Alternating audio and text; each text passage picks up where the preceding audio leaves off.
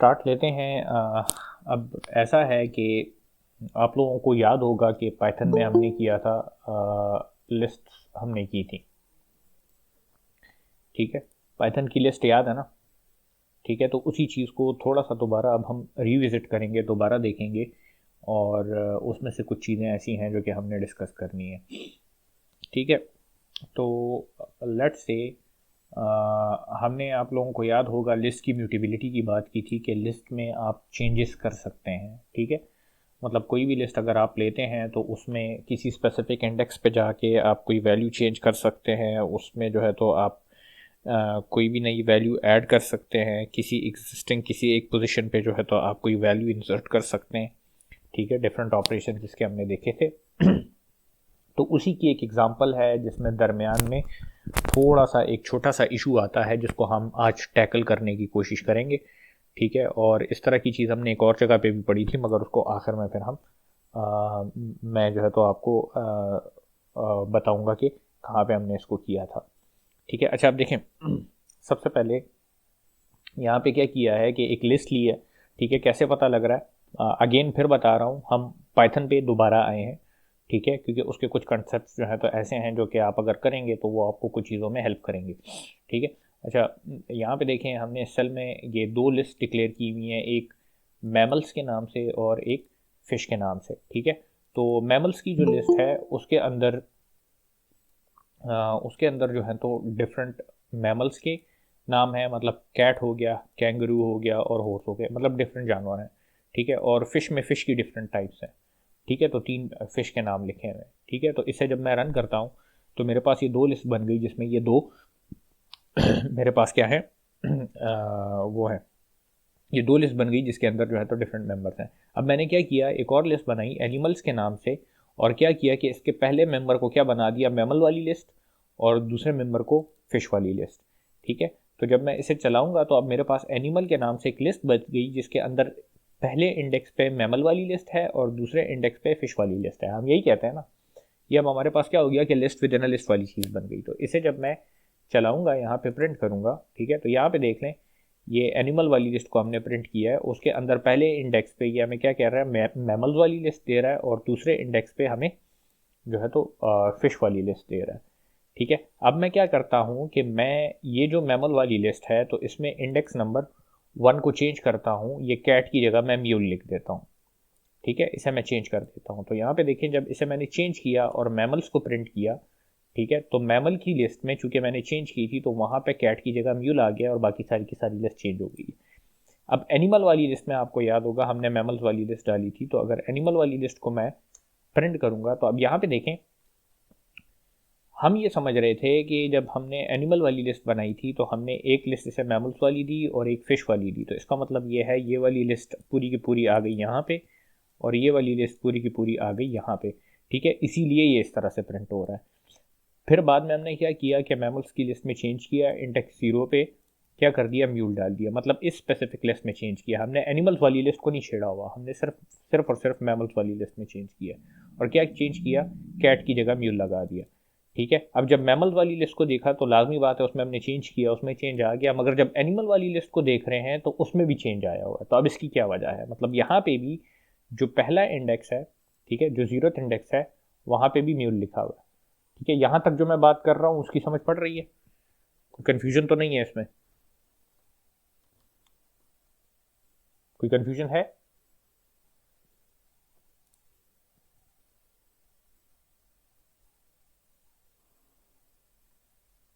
सब खामोश क्यों है? ओके, चले ठीक है।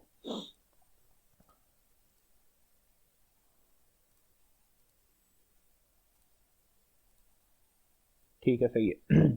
सही है, तो अब हम ये देखने जाएंगे कि ये क्यों इस तरह से हुआ है, एनिमल वाली लिस्ट क्यों इफेक्ट हुई है। हमने सिर्फ मैमल्स वाली लिस्ट में चेंज किया था और इसने एनिमल वाली लिस्ट को भी साथ में चेंज कर दिया। तो इसके लिए हमें क्या करना पड़ेगा, हमें इसको विजुअलाइज करना पड़ेगा। ठीक है, तो विजुअलाइज करने के लिए हम जाते हैं यहाँ पे पाइथन ट्यूटर पे। ठीक है, ये कोड मेरे पास पड़ा हुआ है इधर। ठीक है, यही कोड मैंने उठाया जो अभी आपके सामने रन किए, 2-3 लाइनें। ठीक है, और उसे मैं उठा के ले आया पाइथन ट्यूटर में। तो वो देख लें, वही 2 लिस्ट हैं। ठीक है, एनिमल में वो 2 लिस्ट डाली हुई है और मेमल में 0 इंडेक्स पे मैंने म्यूल डाल दिया। ठीक है, तो इसे विजुअलाइज करते हैं। सबसे पहले देखें मैमल वाली लिस्ट बनी, ठीक है, देख लें एक लिस्ट बनी है, ठीक है, और ग्लोबल फ्रेम में एक मैमल्स के नाम से वेरिएबल है जो कि उस लिस्ट को वो कर रहा है, पॉइंट कर रहा है। ठीक है, इसी तरह से इसके बाद फिश, ठीक है, तो फिश की लिस्ट बन गई हमारे पास, ये देख लें फिश के नाम से एक लिस्ट बन गई है जिसके अंदर ये वाली ये वाली वैल्यूज़ हैं। ठीक है, इसके बाद जब हम करते हैं कि एनिमल्स की एक लिस्ट बनाओ और उसमें मैमल्स और फिश डाल दो, तो अब इसको थोड़ा गौर से देखना है कि क्या कर रहा है। मैं जैसे ही फॉरवर्ड करता हूँ तो एनिमल्स के नाम से इसने एक लिस्ट बनाई जिसके 0 और 1 इंडेक्सेस हैं, मगर वहाँ पे असल में ये लिस्ट नहीं पड़ी हुई। ठीक है, वहाँ पे देखें ये लिस्ट नहीं पड़ी हुई, ये हो क्या रहा है। ये जो एनिमल की लिस्ट बनी है तो इसे हमने कहा कि तुम अपने पास मैमल्स रखो और फिश रखो, तो इसने क्या किया कि मैमल्स की जो लिस्ट थी उसका एड्रेस इसके 0 इंडेक्स में स्टोर कर दिया। ये पिछली क्लास में भी आपको अगर याद हो, जब C++ में हम कर रहे थे तो पास बाय वैल्यू और पास बाय रेफरेंस का जब मैंने आपको बताया था, फिर उसके बाद अरे की हमने बात की थी, तो हमने एड्रेसेस की बात की थी। तो ये एग्जैक्टली वो काम यहाँ पे हो रहा है। ठीक है, जब मैमल्स का जो एड्रेस है तो वो यहाँ पे 0 इंडेक्स पे पड़ा हुआ है, ये देख लें ये रेड एरो जो आपको नज़र आ रहा है, और जो फिश का एड्रेस है वो आपको 1 पे नज़र आ रहा है। ठीक है, तो इसका मतलब ये है कि एनिमल्स के अंदर ये जो 2 इंडेक्सेस हैं तो इस पे जो एग्जिस्टिंग लिस्ट पड़ी हुई हैं, ठीक है, उन्हीं को पॉइंट किया जा रहा है, कोई नई लिस्ट नहीं बन रही। ठीक है, कोई नई लिस्ट नहीं बन रही। तो जब मैं कहता हूं कि मैमल्स के 0 इंडेक्स में म्यूल डाल दो, ठीक है, तो मैमल का 0 इंडेक्स ये है, यहां पे जब मैं म्यूल डालूंगा, ठीक है, ये देख लें, तो इसका मतलब ये है जब इधर म्यूल आएगा, ठीक है, तो जब मैमल्स के थ्रू मैं कहूंगा कि मैमल्स को प्रिंट करो तो यहाँ पे मुझे म्यूल दिखाएगा।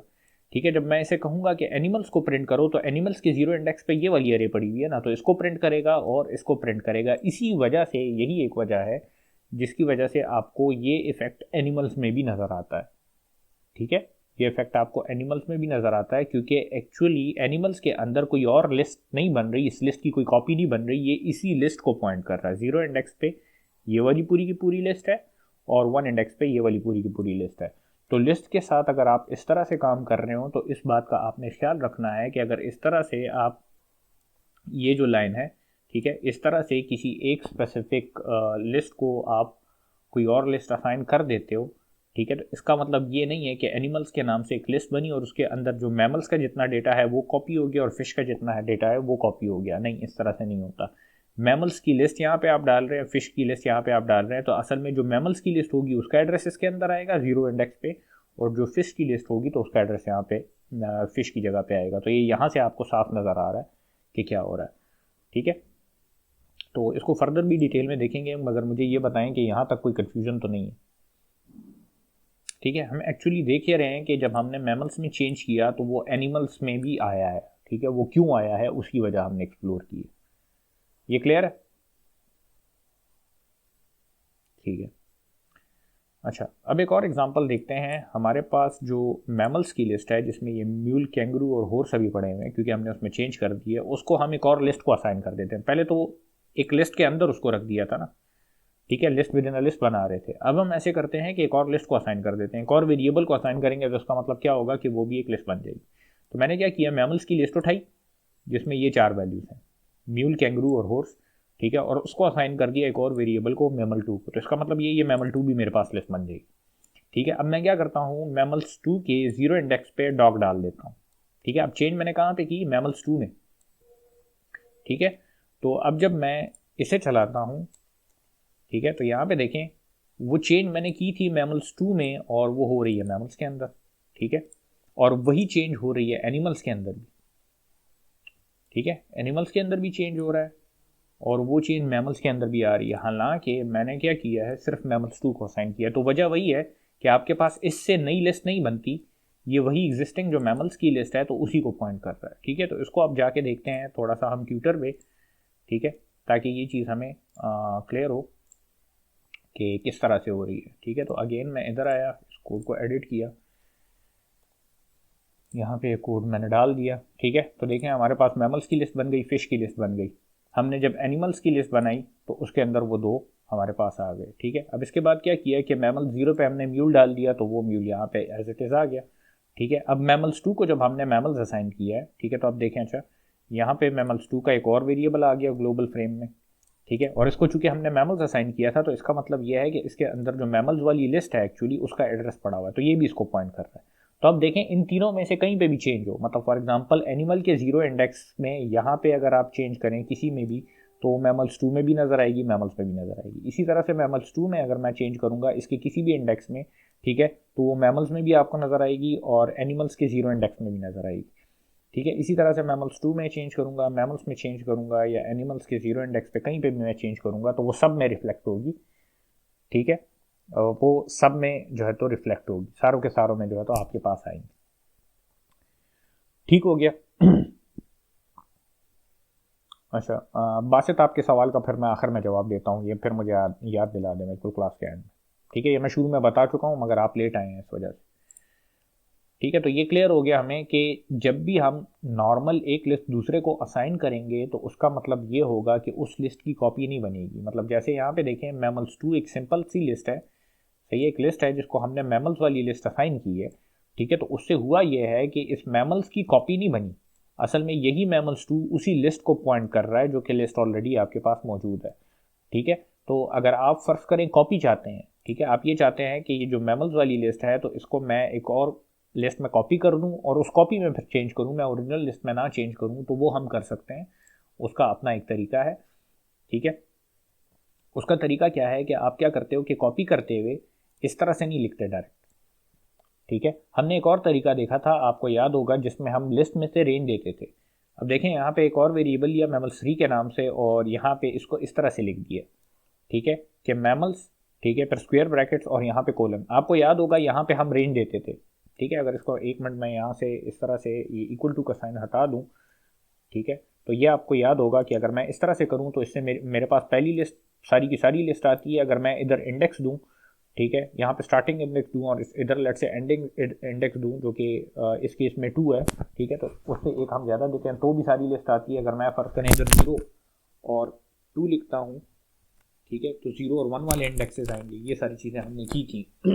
ठीक है, तो अगर आप ऐसे करें कि यहाँ पे कोई भी इंडेक्स ना दें तो ये पूरी की पूरी लिस्ट आपको देता है। ठीक है, तो इस तरह से हम क्या कर सकते हैं कि अगर इस तरह से आप असाइन करें तो होता ये है, क्योंकि इससे इस ऑपरेशन से ये जो ऑपरेशन है तो इससे आपके पास पूरी की पूरी लिस्ट रिटर्न होती है। तो ये क्या करेगा, ये जो लिस्ट आपके पास आएगी तो ये असाइन हो जाएगी मैमल्स 3 को। तो अब कॉपी बन रही है। अब आपके पास ये नहीं हो रहा कि मेमोरी में वो क्या करे कि उसी मैमल्स वाली लिस्ट को पॉइंट करे। ये भी हम करके वहाँ पे ट्यूटर पे चेक कर लेंगे। ठीक है, तो मैमल्स 3 को जब मैं मैमल्स असाइन करूँगा और अब देखें मैंने मैमल्स 3 में चेंज किया है, ठीक है, 0 पे माउस डाल दिया है, तो मैं जब मैमल्स को एक्सेस करता हूँ तो मैमल्स पे कोई इफेक्ट नहीं पड़ा हुआ, इस वजह से क्योंकि मैमल्स 3 के अंदर हमने मैमल्स की लिस्ट की कॉपी डाली थी। ठीक है, इसी तरह से एनिमल्स को देख लें, एनिमल्स पे भी कोई इफेक्ट नहीं पड़ा हुआ। ठीक है, तो इसको ट्यूटर पे जाके चेक करते हैं। मैं यही चीज़ यहाँ से उठाता हूँ, ठीक है, और ये जो अभी कोड मैंने आपको दिखाया है इसी के साथ डाल देता हूँ। ठीक है, ये मैमल्स 2 वाला हम हटा देते हैं यहाँ से। ठीक है, इसे इसे वो कर देते हैं। ठीक है, तो इसे विजुलाइज करते हैं। देखें मैमल्स की लिस्ट बन गई, फिश की लिस्ट बन गई, एनिमल्स के अंदर वो दोनों आ गए। अब मैं कहता हूँ mammals 3 is equal to mammal, तो उससे होता क्या था हमारे पास के जब हम नॉर्मली मैमल्स उसे ये स्क्वायर ब्रैकेट्स और कॉलन के बगैर देते थे तो वो जो लिस्ट बनती थी तो वो इसको पॉइंट करती थी। अब अगर इस तरह से होगा तो देख लें मैमल्स 3 के नाम से एक लिस्ट जो बनी है तो उसमें जो ऊपर लिस्ट है मैमल्स के अंदर उसकी कॉपी बनी है।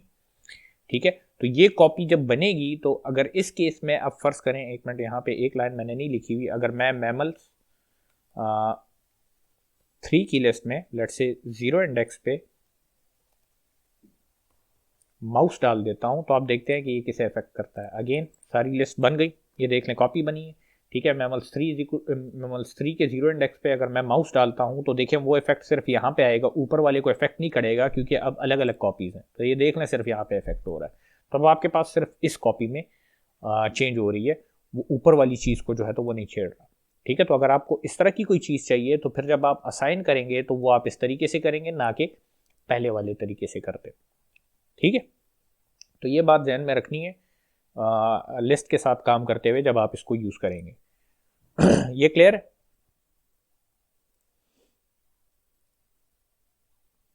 यहां तक क्लियर है कि नहीं? यस सर क्लियर है। ठीक है।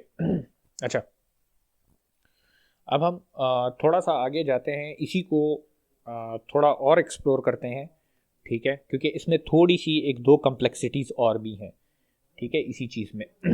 अब देखें, हम एक और एग्जांपल लेते हैं, स्टूडेंट्स के लिए लेते हैं। ठीक है, लेट्स से हमारे पास 3 लिस्ट हैं और हर एक लिस्ट में एक स्टूडेंट स्टोर है। फॉर एग्जांपल S1 है, उसमें लेट्स से स्टूडेंट 1 है जिसका नाम अली है, फर्स्ट नेम अली है, सेकंड नेम उसका खान है। स्टूडेंट 2 क्या है, ज़िया उसका फर्स्ट नेम है, फ़ारूक उसका सेकंड नेम है। ठीक है, हादी उसका फर्स्ट नेम है, जमान उसका सेकंड नेम है। तो ये 3 स्टूडेंट्स हैं हमारे पास। अब हम क्या करते हैं कि स्टूडेंट की एक लिस्ट ले लेते हैं और उसके अंदर ये तीनों लिस्ट डाल लेते हैं। ठीक है, तो हमारे पास list with in a list बन जाएगी। ठीक है, इसको करके देखते हैं, ये चला है, ये चला है, ये देख लें। हमारे पास एक और लिस्ट बन गई स्टूडेंट्स के नाम से। ठीक है, कैसे पता लग रहा है कि लिस्ट है, आगे पीछे स्क्वायर ब्रैकेट लगे हुए हैं। ठीक है, और इसके अंदर ये तमाम के तमाम स्टूडेंट्स आ गए।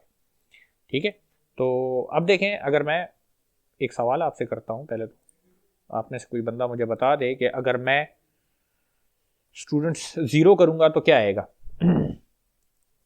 क्या आएगा। कौन? सर वो पहली वाली लिस्ट आ जाएगी, पहले, स्टूडेंट 1 अली खान। ठीक है, अब अगर मैं ये करूंगा तो क्या आएगा। सर अली आ जाएगी। अली आएगा, हसन नहीं तो सर, खान। खान आएगा। ठीक है, तो ये देखें, क्योंकि ये 0 पे है, ये 1 पे है, ये 2 पे है। ठीक है, सबसे पहले तो ये पूरी की पूरी लिस्ट आपके पास 0 इंडेक्स पे है, तो आप इसीलिए यहाँ पे 0 लिखा हुआ है। उसके बाद 2 पे आपके पास ये खान आ रहा है इसमें। ठीक है, तो इसलिए यहाँ पे 2 लिखा है। तो आपको ये याद दिलाने के लिए बस सिर्फ वो की है। बाकी कोई इतनी खास बात इसमें नहीं है। ठीक है, अच्छा, आप देखें हम करना क्या चाह रहे हैं कि हम ऊपर हमने बात की थी कि जब हम इस तरह से कॉपी करते हैं, ये चीज़ लगाते हैं, तो उससे क्या होता है कि कॉपी बनती है। ठीक है, ना कि आपके पास एड्रेस कॉपी हो। ठीक है, तो हम क्या करना चाह रहे हैं कि अब एक और लिस्ट बनाना चाह रहे हैं ये इसी स्टूडेंट की। तो स्टूडेंट कॉपी के नाम से एक लिस्ट बनाई। ठीक है, और उसको स्टूडेंट को इस तरह से कॉपी कर दिया उसके अंदर। तो हमने पीछे पढ़ा था, उसमें ये बात की थी कि इस तरह से जब आप करते हैं तो कॉपी बन जाती है। फिर जब आप चेंज करते हैं तो चेंज सिर्फ एक में होता है, दोनों में नहीं होता। ठीक है, तो लेट से इस तरह से इसको कॉपी करते हैं और अब देखते हैं कि क्या होता है। ठीक है, इस तरह से कॉपी किया, स्टूडेंट कॉपी को देखा, वो देख लें ये चीज़ आ गई आपके पास। ठीक है, तो एग्जैक्टली वही लिस्ट है जो कि स्टूडेंट के अंदर है। ठीक है, अब देखें हम स्टूडेंट कॉपी में चेंज करते हैं। हम कहते हैं कि स्टूडेंट कॉपी 0 0 में स्टूडेंट चेंज लिख दो। ठीक है, तो स्टूडेंट कॉपी 0 0 का क्या मतलब है, कहाँ पे चेंज होगा, ये स्टूडेंट 1 चेंज कहाँ पे आएगा। स्टूडेंट 1 ही चेंज होगा। यहाँ पे चेंज होगा। ठीक है, यहाँ पे चेंज होगा। तो आप जब ये लिखते हैं, ठीक है, तो स्टूडेंट कॉपी को जब प्रिंट करेंगे तो स्टूडेंट 1 में चेंज हो जाएगा। स्टूडेंट चेंज होंगे कि नहीं, स्टूडेंट पे कोई इफेक्ट पड़ेगा इसका। No sir. पड़ रहा है। ठीक है, अब इसकी एक वजह है। ठीक है, वो वजह देखने के लिए हमें थोड़ा सा देखना पड़ेगा कि ये जब कॉपी होगी, अब यहाँ पे देखें थोड़ा सा हमारे पास जो लेवल्स हैं तो वो बढ़ गए हैं। लेवल कैसे बढ़े हैं। वो ऐसे बढ़े हैं कि यहाँ पे हमारे पास 3 लिस्ट है, सिंपल सी लिस्ट है। ठीक है, हमने क्या किया कि उन तीनों लिस्ट को एक और लिस्ट में डाला है। ठीक है, तो यहाँ पे अब एक प्रॉब्लम ये है कि जब हम इस तरह से करते हैं कि इन 3 लिस्ट को जब हमने इस लिस्ट में डाल दिया इस तरह से, तो ये तो हमने पीछे ही देख लिया था कि इन तीनों लिस्ट के यहाँ पे एड्रेसेस आएंगे, ये लिस्ट कॉपी नहीं होंगी। ठीक है, तो यहाँ पे ये जो स्टूडेंट की लिस्ट है तो इसमें एड्रेसेस पड़े हुए हैं।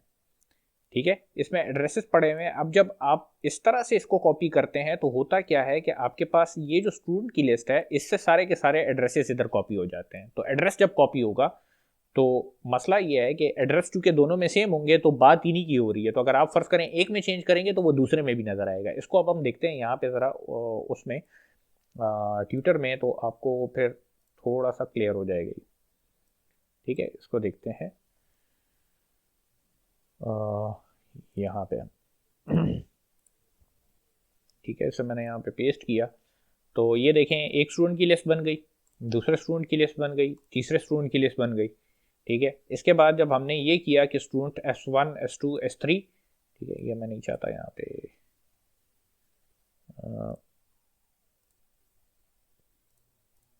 ठीक है, स्टूडेंट S1 S2 S3 जब हमने किया तो ये देख लें यहाँ पे आपके पास क्या हुआ कि ये तो हमने पीछे ही देखा था कि हमारे पास स्टूडेंट के नाम से एक लिस्ट बन गई। ठीक है, और उस लिस्ट के 0 इंडेक्स पे आपके पास ये वाली लिस्ट है। ठीक है, मतलब इसका एड्रेस है। 1 इंडेक्स पे इसका एड्रेस है और 2 इंडेक्स पे इसका एड्रेस है।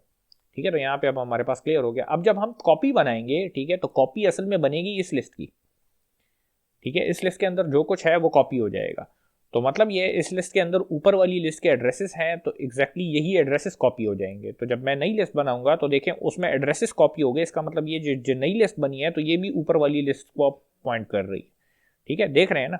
तो अब जब मैं ये स्टूडेंट कॉपी में चेंज करूंगा, ठीक है, यहाँ पे जब मैं चेंज करूंगा लेट्स से इंडेक्स 0 0 में, तो इसका मतलब ये इंडेक्स 0 और 0 का ये मतलब हो गया।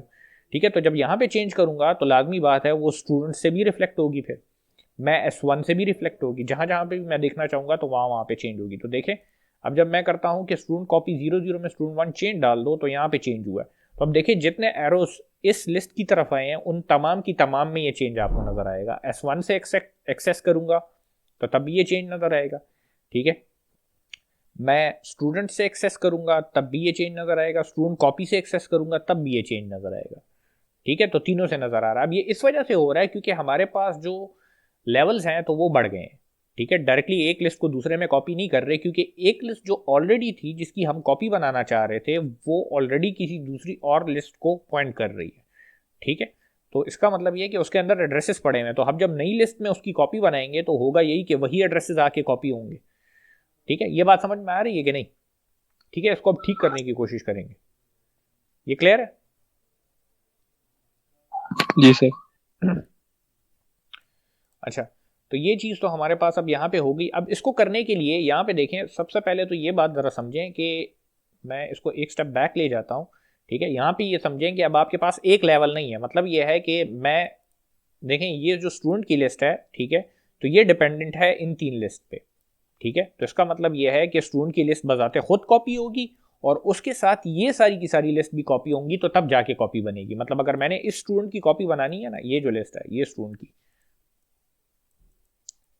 ठीक है, अगर इसकी मैंने कॉपी बनानी है तो इसका मतलब यह है कि उसके साथ ये लिस्ट भी कॉपी होनी चाहिए और साथ में ये 3 लिस्ट भी कॉपी होनी चाहिए, तो तब मेरा काम होगा। तो मुझे डीप कॉपी चाहिए होगी। ठीक है, सिर्फ एक लेवल पे नहीं चाहिए होगी, क्योंकि पहले लेवल पे ये पड़ा हुआ है, इसके बाद इस लिस्ट के अंदर फिर ये 3 लिस्ट जो है तो इसको ये पॉइंट कर रहा है, तो मुझे इस लिस्ट की भी कॉपी चाहिए एग्जैक्टली, और मुझे फिर इसकी भी कॉपी चाहिए। ठीक है, तो बेसिकली ये चीज़ मैंने करना है, तो उसके लिए हमें डीप कॉपी चाहिए होती है।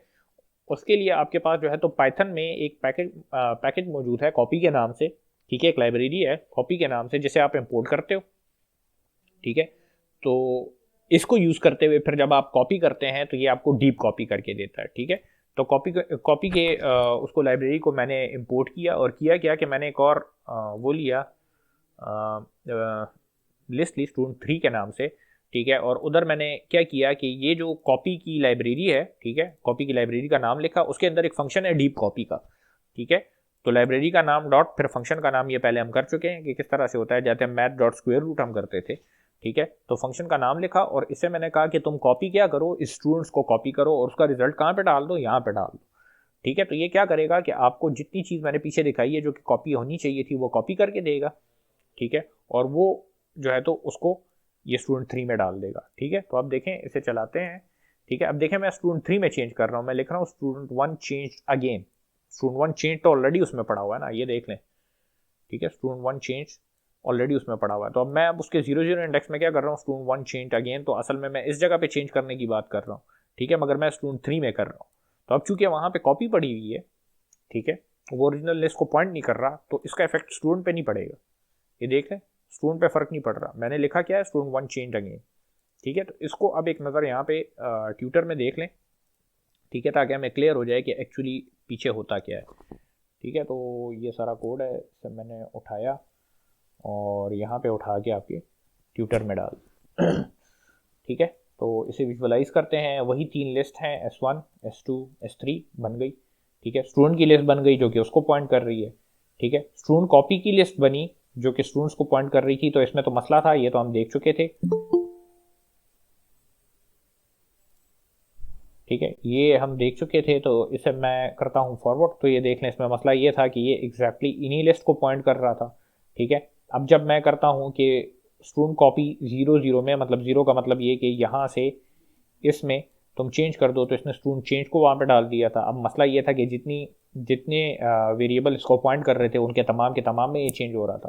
तो हमने क्या किया, उसके लिए कॉपी इंपोर्ट की। ये देख लें, ये कॉपी की लाइब्रेरी यहाँ पे इम्पोर्ट हो गई, तो आपके पास यहाँ पे ये आ गया है। ठीक है, मैं स्टूडेंट 3 की एक लिस्ट बनाता हूँ, ठीक है, और डीप कॉपी करता हूँ स्टूडेंट की लिस्ट को। तो आप देखें इसने किया क्या है कि स्टूडेंट 3 अब उन लिस्ट को पॉइंट नहीं कर रहा, जो ऊपर की लिस्ट है एग्जैक्टली उसी की कॉपी बन गई है इसके लिए। ये एक लिस्ट की कॉपी बनी, ये देख लो स्टूडेंट 1 चेंज उसमें है, ये बन गई, ये बन गई, और ये जो नई लिस्ट मेरे पास बनी है जिसे स्टूडेंट 3 पॉइंट कर रहा है, ठीक है, तो उसके अंदर ये सारा कुछ पड़ा हुआ है। तो जब मैं स्टूडेंट 3 में चेंज करता हूँ 0 0 इंडेक्स में कि स्टूडेंट 1 चेंज अगेन, तो असल में मैं इस जगह की बात कर रहा हूँ।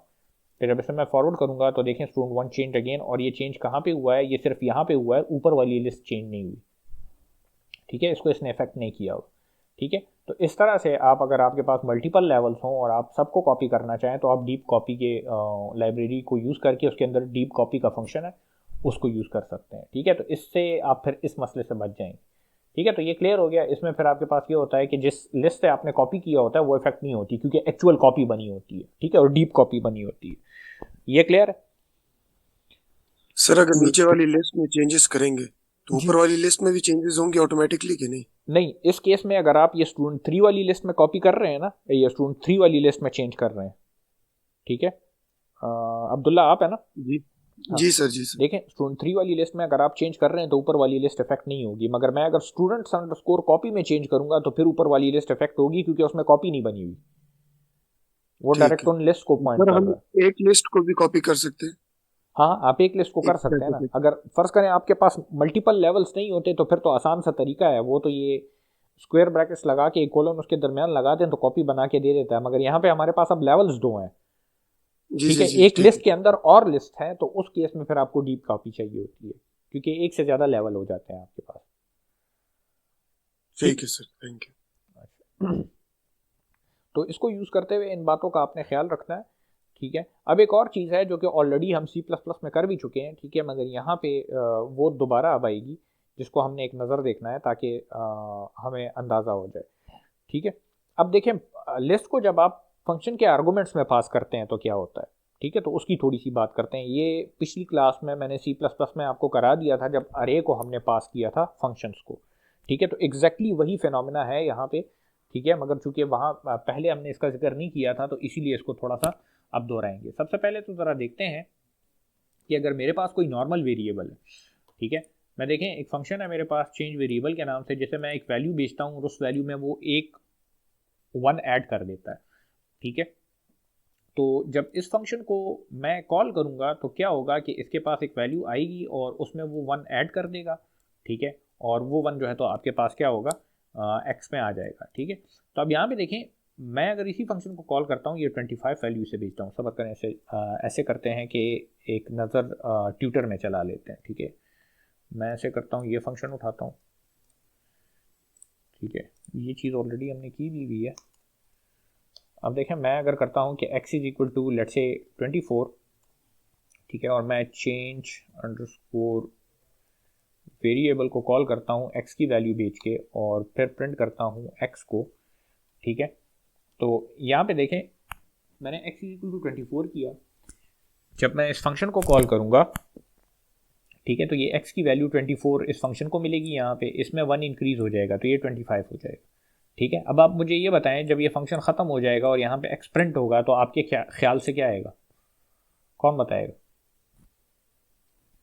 ठीक है, ये चीज़ आप कर चुके हैं, ये पुरानी इंफॉर्मेशन है, जल्दी करें, बताएं क्या आएगा। x की वैल्यू क्या प्रिंट होगी? 24 या 25? 24। क्यों? क्योंकि ये क्या नाम है उसका, ग्लोबल में है। ठीक है, तो देखें ये मेरे पास आ गया फंक्शन। ठीक है, x इज इक्वल टू 24 हुआ। अब ये 24 जो x है तो ये हमारे पास ग्लोबल स्कोप में है। ठीक है, जब मैं फंक्शन को कॉल करूंगा, ठीक है, तो उसका अपना जो ये x होगा तो उसका अपना आएगा। ठीक है, तो अब वो देख लें वो जो ऊपर वाला x पैरामीटर में लिखा हुआ है ये उसके लोकल स्कोप में आता है। तो जब मैं x में इंक्रीज करूंगा तो वो उसके लोकल स्कोप में इंक्रीज होगा, ग्लोबल स्कोप वाला वेरिएबल चेंज नहीं हुआ।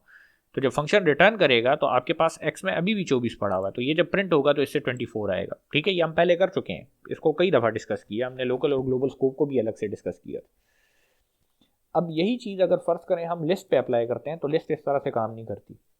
मैं लेट से एक फंक्शन देता हूँ, ठीक है, उसके अंदर क्या करता हूँ, एक लिस्ट उसे पास करता हूँ और उस लिस्ट के अंदर फंक्शन के अंदर क्या होता है कि उस लिस्ट के अंदर वो एक वैल्यू को अपेंड कर देता है। इसका मतलब ये है कि ये वैल्यू जो भी लिस्ट होगी तो उसके अंदर ये वैल्यू अपेंड हो जाएगी। ठीक है, तो लेट से इसी को उठा के मैं ले जाता हूँ ट्यूटर पे। ठीक है, यहाँ पे लेके आते हैं और इधर मैंने यहाँ पे फंक्शन को कॉल और मैं इधर एक लिस्ट लेता हूँ फॉर एग्जांपल नम्स के नाम से और उसके अंदर लिखता हूँ 1 4 7 और फॉर एग्जांपल 11। ठीक है, और मैं चेंज अंडरस्कोर लिस्ट को कॉल करता हूँ और उसे ये लिस्ट भेजता हूँ। ठीक है, और फिर बाद में मैं करता हूँ प्रिंट नम्स। ठीक है, अब आप मुझे ये बताएं, देखें यहाँ पे यहाँ पे अगर इसे देखें तो ये नम्स के नाम से लिस्ट बनी। ठीक है, फंक्शन को मैंने कॉल किया, ये लिस्ट उसे पास की। अब उसने फंक्शन के अंदर जो लिस्ट है तो उसके अंदर 24 अपेंड कर दिया। ठीक है, फिर जब लिस्ट प्रिंट होगी फंक्शन से बाहर ग्लोबल स्कोप में, तो आपको क्या लगता है ये 24 उसमें होगा कि नहीं होगा, ये कौन बताएगा? ये हम पिछली क्लास में C++ में भी कर चुके हैं अरे के केस में। एग्जैक्टली उसी तरह का काम होगा वो, अगर आपको याद हो। सर होगा 24 होगा। ठीक है, इसे आप देखते हैं। ठीक है, चलाते हैं। हमारे पास क्या हुआ, एक लिस्ट बन गई।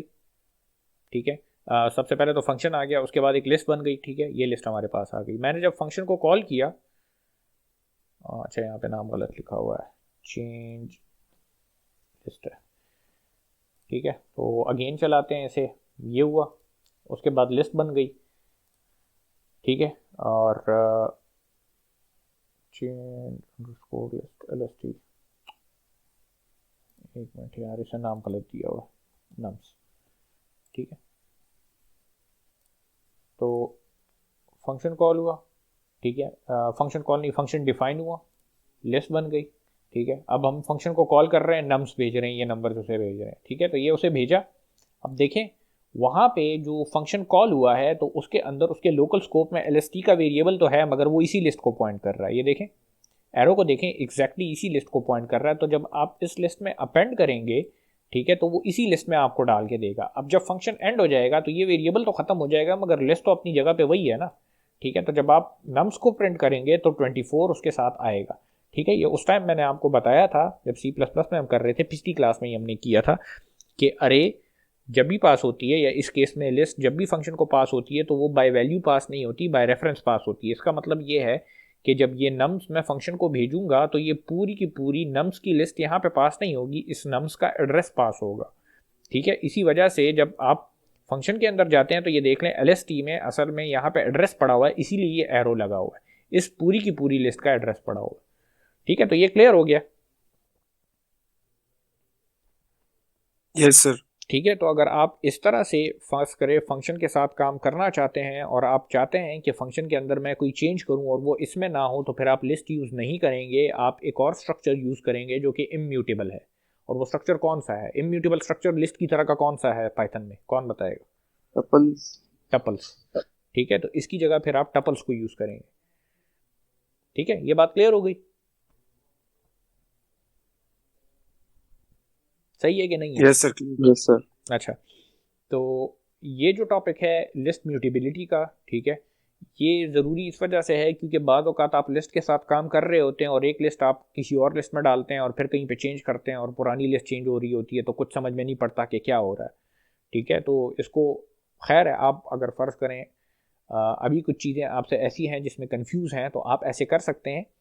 ठीक है, कि कोड उठाएं, 2-3 लिस्टें जिस तरह से यहाँ पे दी हुई हैं, ठीक है, और उनको चला के देखें। ठीक है, इसी तरह से ट्यूटर पे चला के देखें या कोड के अंदर यहाँ पे जुपिटर नोटबुक में चला के देखें, हर एक आउटपुट एक एक साथ देखते रहें तो आपको क्लियर हो जाएगा कि बेसिकली आप जब एक तरह से एक चीज़ करते हैं तो उससे क्या फ़र्क पड़ता है और दूसरी तरह से करते हैं तो क्या फ़र्क पड़ता है। ठीक है, तो ये तो लिस्ट म्यूटेबिलिटी का टॉपिक था। ठीक है, ये नोटबुक भी आपको मिल जाएगी, ये कोड मिल जाएगा आपको। अच्छा, अब आते हैं एक और टॉपिक है स्ट्रिंग फॉर्मेटिंग का। ये आप कह लें कि किस्म की एक्स्ट्रा चीज़ है, ठीक है, मगर ये काम आएगी आपके। और ऑलरेडी हम सी में स्पेसिफिकली प्रिंटफ के फंक्शन को ऑलरेडी डिस्कस कर चुके हैं, तो अब आपके लिए ये थोड़ा सा समझने में आसान होगा क्योंकि वहाँ पे हमने थोड़ा सा टाइम इस पर गुजार लिया था। ठीक है, तो ये चीज़ें थोड़ी सी करना ज़रूरी इस वजह से होती हैं कि जब आप कंसोल पे काम कर रहे होते हैं, ठीक है, मतलब आप जब यहीं पे सारा कुछ प्रिंट कर रहे होते हैं तो बाद औक़ात आपको फॉर्मेटेड फॉर्म में अपना आउटपुट चाहिए होता है, तो ये थोड़ा सा उसमें आपको हेल्प करके देता है। ठीक है, तो इसे एक नज़र देखते हैं। ठीक है, यहाँ पे इसकी ज़रूरत नहीं है हमें, ठीक है, पड़ेगी तो दोबारा खोल लेंगे। ठीक है, यहाँ तक कोई सवाल तो नहीं है ना किसी का? कोई क्वेश्चन अगर है तो पूछें। No sir. बिल्कुल नहीं है? बिल्कुल नहीं है सर। अच्छा, चलें, अच्छी बात है।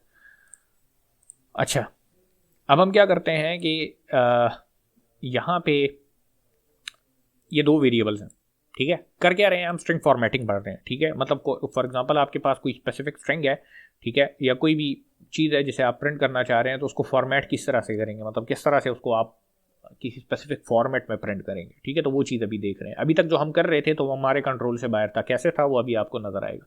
ठीक है, दो वेरिएबल लिए, x is equal to 24, y is equal to 97, सही है, इन्हें चलाया, ठीक है, और अब प्रिंट किया। हम यूजुअली जब प्रिंट करते थे तो हम कहते थे कि print x is equal to this x and y is equal to this y, इसी तरह से करते थे। इसे चलाया, ठीक है, सिंपल सा तरीका है। यहाँ पे देखें x की वैल्यू प्रिंट हो गई और y की वैल्यू प्रिंट हो गई, मगर यहाँ पे नोट करें कि जब हम इस तरह से प्रिंट करते हैं तो ये इक्वल टू के बाद, चूंकि ये अभी कॉमा से सेपरेटेड एक और वैल्यू आ रही है, तो ये दरमियान में ये एक स्पेस आपको देता है, जो कि बड़ा अजीब सा लगता है। इसी तरह से यहाँ पे भी एक स्पेस आपको दे रहा है। ठीक है, लेट्स से अगर ये मुझे नहीं चाहिए तो मेरे कंट्रोल में नहीं है, अब इधर से मैं कुछ इसके साथ नहीं कर सकता, नहीं कर सकता ना, ये स्पेस मैं नहीं हटा सकता। अगर ये मुझे नहीं चाहिए यहाँ पे तो ये नहीं हट सकती, क्योंकि ये प्रिंट का फंक्शन इस तरह का काम कर रहा है।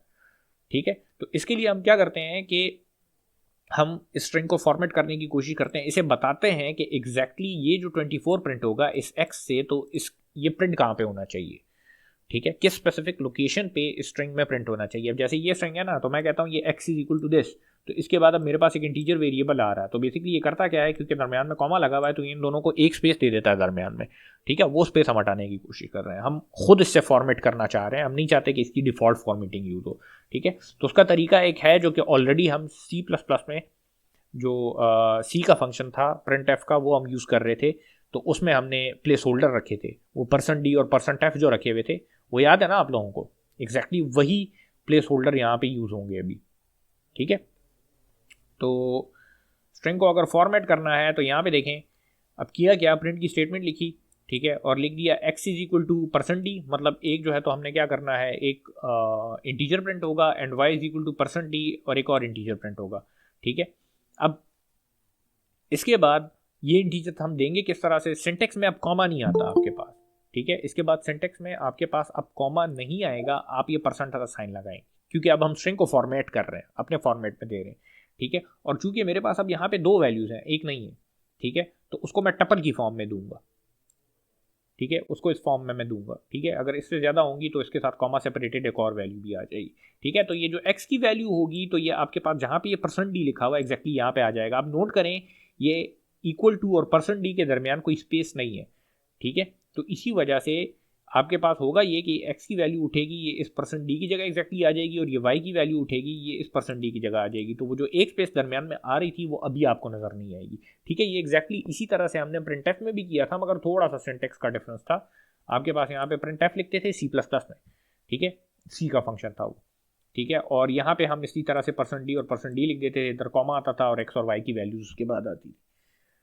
ठीक है, क्लियर है?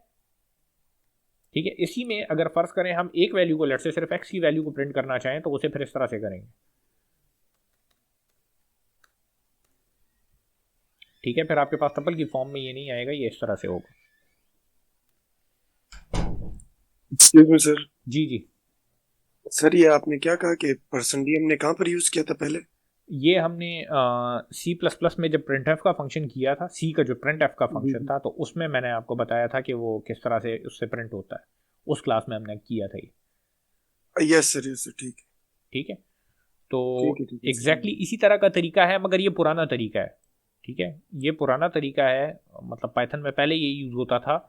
ठीक है, ये C++ में भी मैंने आपको बताया था कि इससे मसला ये होता है कि आपको याद रखना पड़ता है कि इंट के लिए मैं %d यूज़ करूँगा, फ्लोट के लिए %f यूज़ करूँगा, वगैरह वगैरह।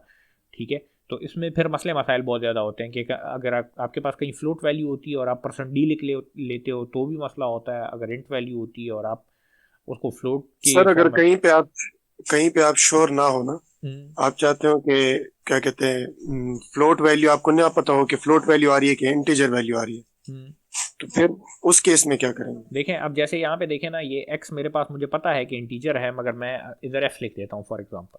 ठीक है, तो जब मैं ऐसे चलाऊंगा तो ये मेरे साथ इस तरह से ये दिखाएगा, मगर मसला ये है कि अगर आप फर्ज करें ये फ्लोट होती है और इधर मैं d लिख देता हूँ, तो फिर अजीब सा काम होगा। ठीक है, फिर अजीब सा काम होगा, क्योंकि इसमें फिर मसला ये है, एक मिनट ये मैं यहाँ पे करके आपको दिखा देता हूँ। ठीक है, कि अगर मैं कहता हूँ कि x इज इक्वल टू, ठीक है, 24.5, ठीक है, और इधर मैंने % लिख दिया है। ठीक है, इसे मैंने चलाया और इसे चलाया, तो ये देख लें इस केस में तो यहाँ पे 24 दिखा रहा है। ठीक है, मतलब ये आपके पास 0.5 ड्रॉप कर रहा है, मगर इसी को आप C++ में करेंगे तो इधर आपको कोई अजीबो गरीब वैल्यू नजर आएगी। ठीक है, तो इस बात का आपने ध्यान देना है कि जिस टाइप की वैल्यू है तो वही टाइप आप यहाँ पे लिखें। अगर इवन मतलब इस केस में भी आप % लिख रहे हैं तो इसका मतलब ये वाला पोर्शन तो फिर भी आप लूज कर रहे हैं ना, तो नंबर वो तो नहीं रहा जो कि था आपके पास। ठीक है, तो ये क्लियर हो नहीं गया? सर, अगर अगर श्योर ना हो हम ना कि हमारा आंसर किस चीज में आएगा, फ्लोट में आएगा कि इंटीजर में आएगा, और हम चाहते हो कि अगर फ्लोट में आ रहा है तो पूरा फ्लोट आए, और नहीं आ रहा अगर उसमें तो फिर इंटीजर में आए, तो फिर उसके लिए क्या करेंगे हम? ये तो देखें यहाँ पे ये स्पेसिफायर जो आपने दिए हैं ना, तो ये इसी के मुताबिक होंगे। तो ना श्योर होने वाली बात तो ठीक इस वजह से नहीं है, क्योंकि आपको एटलीस्ट अगर फर्स्ट करने कोई ऑपरेशन हो रहा है ना, तो आपको पता होता है कि उससे या तो फ्लोट आएगा या इंट आएगा, किस तरह की वैल्यू आनी है। ठीक है, क्योंकि कंफ्यूजन इन दोनों में ही हो सकती है ना, ये तो नहीं हो सकती कि या इंट आएगा और या लेट से स्ट्रिंग आएगा, ये तो नहीं हो सकता ना इन एनी सेंस। तो आपने इस बात का ख्याल रखना है कि अगर आप फर्ज करें इंटीजर वैल्यूज हैं आपके पास, ठीक है, इंटीजर वैल्यूज हैं और आप डिवीजन कर रहे हैं, तो इसका मतलब ये है कि फ्लोट आने का चांस है, तो फिर आप %f लिखेंगे इधर। मगर अगर इंटीजर वैल्यूज हैं और आप ऐड कर रहे हैं तो आपको पता है कि उससे इंटीजर ही आएगा फिर। एक ही वेरिएबल पे दोनों ऑपरेशंस अप्लाई कर सकते हैं एक साथ, कैसे? % d भी और %f भी?